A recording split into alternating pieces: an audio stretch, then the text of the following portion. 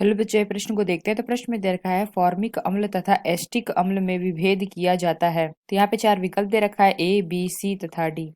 आइए मुख्य अवधारणा की चर्चा करते हैं। मुख्य अवधारणा। तो प्रश्न में क्या दे रखा है, फॉर्मिक अम्ल तथा एस्टिक अम्ल में विभेद किया जाता है। तो यहाँ पे अगर हम देखें तो हमें बताना है कि किससे हम यहाँ पे चार विकल्प दे रखा है, तो किसके द्वारा हम फॉर्मिक अम्ल तथा एस्टिक अम्ल में विभेद कर सकते हैं, यानी कि डिफरेंस बता सकते हैं। तो अगर हम देखें तो पहला में क्या दे रखा है NaHCO3 द्वारा, दूसरा क्या दे रखा है FeCl3 द्वारा, तीसरा क्या दे रखा है विक्टर मेयर परीक्षण द्वारा, और चौथा क्या दे रखा है टॉलन अभिकर्मक द्वारा।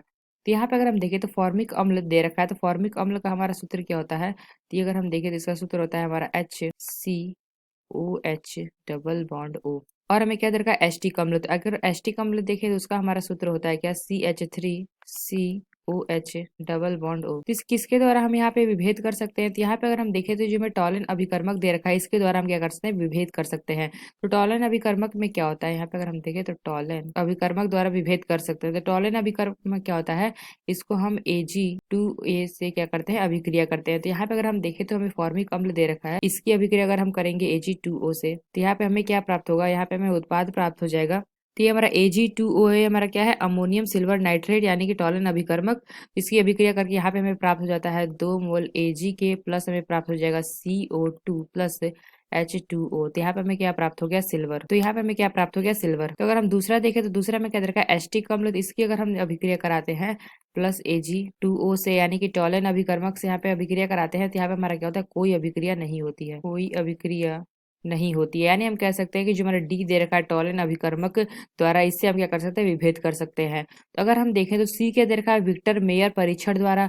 इसमें अगर हम देखें तो विक्टर मेयर हमारा क्या होता है, प्राथमिक द्वितीयक एवं तृतीयक अल्कोहल के बीच अंतर करने के लिए इसका प्रयोग किया जाता है। तो जो हमारा विक्टर मेयर है इसमें हमारा कहता है 1 डिग्री 2 डिग्री 3 डिग्री अल्कोहल के विभेद के लिए हम विक्टर मेयर परीक्षण का उपयोग करते हैं। और हमें क्या दे रखा है, बी हमें दे रखा है FeCl3 द्वारा। तीसरे हम विभेद नहीं कर सकते। अगर हम इसकी अभिक्रिया देखेंगे तो फॉर्मिक अम्ल और एस्टिक अम्ल से इस यहाँ पे अभिक्रिया कराएंगे, तो यानी अगर हम देखें तो पहले हम क्या ले लेते हैं, फॉर्मिक अम्ल से कराएंगे, यानी कि HCOOH प्लस अगर हम देखें तो FeCl3 के साथ अभिक्रिया कराएंगे, तो यहाँ पे हमें क्या प्राप्त हो जाएगा, तो यहाँ पे हमें प्राप्त हो जाएगा HCOO का 3Fe प्लस हमें प्राप्त हो जाएगा HCl।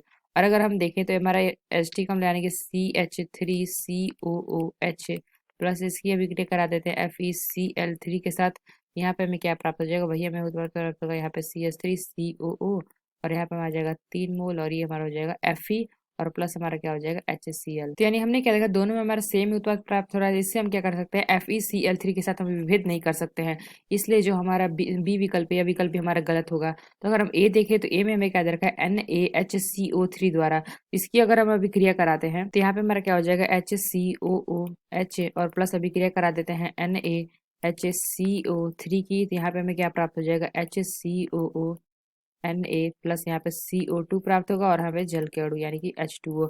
और अगर हम देखें तो यहाँ पे दे रखा है CH3COOH, इसकी अभिक्रिया कराते हैं NaHCO3 के साथ, तो यहाँ पे हमें क्या प्राप्त हो जाएगा CH3COO Na प्लस यहाँ पे हो जाएगा CO2 प्लस H2O।